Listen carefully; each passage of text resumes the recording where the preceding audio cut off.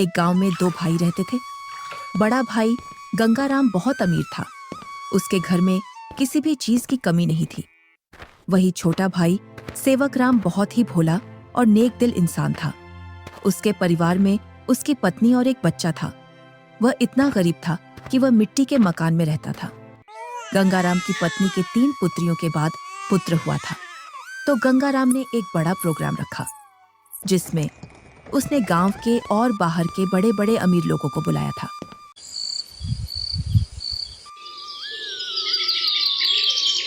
सुबह से ही गंगाराम के घर के चारों ओर चहल पहल थी।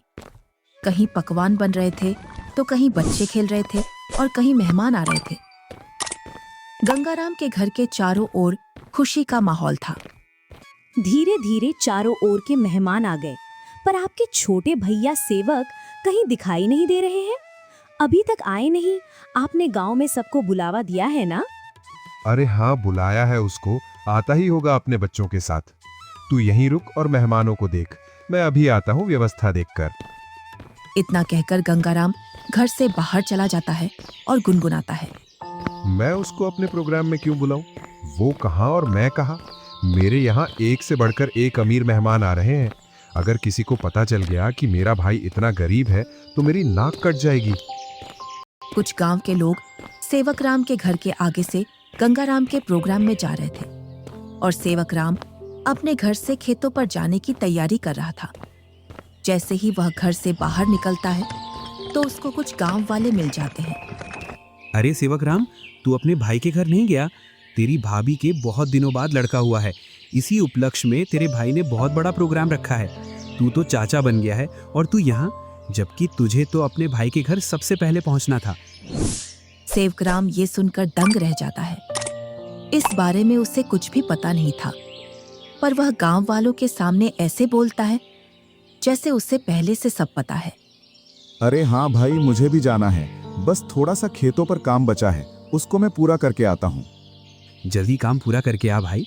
सुना है भाई गंगाराम ने बहुत ही स्वादिष्ट पकवान बनवाए हैं और उसने खाने पर पूरे गांव को बुलाया है। हाँ, ये तो बड़ी ही अच्छी बात है। तुम लोग चलो, मैं आता हूँ। जैसे ही गांव वाले वहां से निकल जाते हैं तो सेवकराम का मुंह उतर जाता है।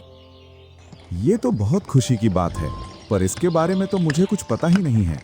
चलो, मेरे बड़े भाई के घर पुत्र रत्न तो आया और मैं फिर से चाचा बन गया, पर मुझे इस बारे में कुछ बताया भी नहीं। शायद काम काज ज्यादा है, इसी वजह से मुझे बताना भूल गया होगा, वरना ऐसा हो नहीं सकता कि मेरा भाई मुझे न बुलाए।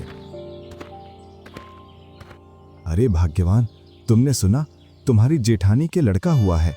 कुछ गांव वाले इधर से गुजर कर जा रहे थे। क्यों ना अपन भी चलें बड़े भाई के यहाँ? सुना है बहुत ही अच्छे अच्छे पकवान बने हैं वहाँ पर। अरे, ये तो बड़ी खुशी की बात है। आप फिर से चाचा बन गए और मैं चाची, परंतु उन्होंने हमें बुलाया नहीं। बिना बुलाए हम कैसे जा सकते हैं उनके प्रोग्राम में? बिना बुलाए वहाँ जाना सही नहीं होगा। अगर गांव में इस बात का पता चल गया कि हम बिन बुलाए उनके प्रोग्राम में आए हैं तो लोग क्या कहेंगे? बड़े भैया इतना बड़ा प्रोग्राम कर रहे हैं और इतने बड़े प्रोग्राम में पूरे काम की जिम्मेदारी भी उन्हीं पर है। तुम्हें पता है ना उनके पास कितना कामकाज होगा। इसी कामकाज की वजह से हमसे बोलना भूल गए होंगे और प्रोग्राम वाला आदमी तो कुछ ना कुछ तो भूल ही जाता है। आप लोग चलो ना, मैं अपने ताऊ का घर और अपने छोटे भाई को देख आऊंगा। कैसे चलें बेटा? मन तो मेरा भी बहुत कर रहा है जाने को, पर उन्होंने हमें प्रोग्राम का निमंत्रण भी नहीं दिया और ना ही हमसे बोला। उन्होंने फिर किस मुंह से उनके प्रोग्राम में जाएं? क्या हम अपने छोटे भाई से मिलने नहीं जाएंगे पापा? क्यों नहीं, हम जरूर चलेंगे आपके छोटे भाई से मिलने के लिए। क्यों आप छोटे बच्चे को झूठी तसल्ली दे रहे हो? तुम्हें पता है ना, तुम्हारे बड़े भाई हमें उनके बराबर नहीं समझते हैं, तभी तो उन्होंने हमें प्रोग्राम में नहीं बुलाया है। तुम तो सदा गड़े मुर्दे उखाड़ती हो। ऐसा नहीं है, वो हमको चाहते हैं। वो तो कामकाज की वजह से बुलाना भूल गए हैं। तुम्हें लग रहा है कि भैया तुम्हें बुलाना भूल गए हैं तो तुम जाओ। बिन बुलाए मैं नहीं जाने वाली कहीं। मैं तो खूब खुश हूँ अपने घर में। आपको जाना है तो जाओ। ठीक है, मैं और मुन्ना चले जाते हैं। तुम्हें नहीं जाना तो मत चलो।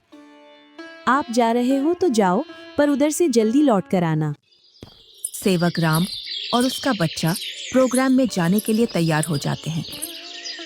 अब तुम प्रोग्राम में जा रहे हो तो बच्चे को देने के लिए कुछ तो ले जाना पड़ेगा। हाँ, बहुत देर से मैं भी यही सोच रहा था, बच्चे के लिए क्या ले जाऊं, और बाजार से ले जाने के लिए मेरे पास पैसे भी नहीं हैं। आप तो ये लकड़ी का झूला ले जाओ जो तुमने मुन्ना के लिए बनाया था। अब मुन्ना के कुछ काम का नहीं है। हाँ, यही ले जाता हूँ, इसमें बच्चा खूब आराम से सोएगा। सेवक राम उस झूले को उठाकर चल देता है और उसके साथ में उसका लड़का भी चल देता है।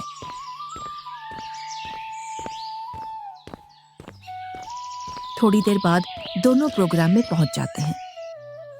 यहाँ तो खूब अमीर मेहमान आए हैं और बच्चे को देने के लिए शानदार और महंगी महंगी वस्तुएं लाए हैं। मेरा झूला तो इनके आगे कुछ भी नहीं है। ये आपके फोन पर कृष्ण जी का लाइव वॉलपेपर। सेवक राम मेहमानों पर महंगी महंगी वस्तुएं देखकर अपने झूले की ओर देखता है। मैं क्यों इस झूले को यहाँ लाया, सोच रहा हूँ। भला हाथ की बनी चीज और बाजार की चीजों में अंतर होता है। बड़े भैया जरूर मेरे झूले को पसंद करेंगे, क्योंकि मेरा झूला सबसे मजबूत है, क्योंकि इसे मैंने अपने हाथों से बनाया है। और सेवक राम निसंकोच